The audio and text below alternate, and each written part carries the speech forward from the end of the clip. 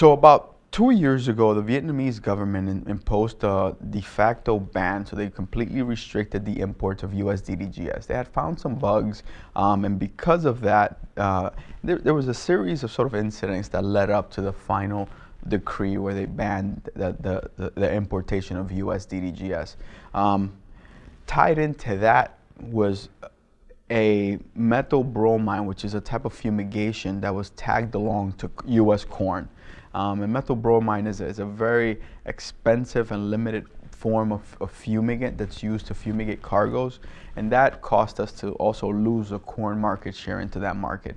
So as the U.S. Grains Council, we swift into action. We developed a team that was tasked at really working with the government there to how do we mitigate this problem? How do we open up this market?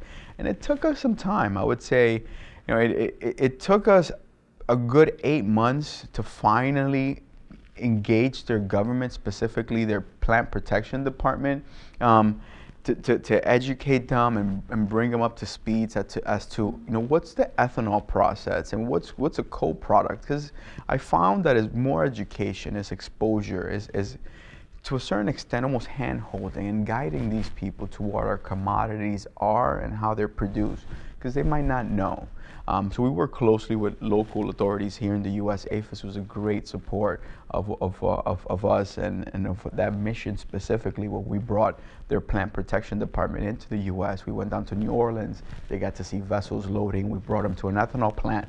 They got to understand the physical production of DDGS, understanding that's a co-product that's obviously derived from corn in essence. And it was through that mission that they were really exposed to our full supply chain, the different components of our supply chain, and I think they gained the confidence that they were lacking to allow our product to come back in. So it was announced last fall. So the fall of 2017, they made the announcement. Around September, November was really where the first cargo was shipped, and we received it in early 2018. So since that market has opened for US DDGS alone, we've shipped over 100,000 metric tons per month.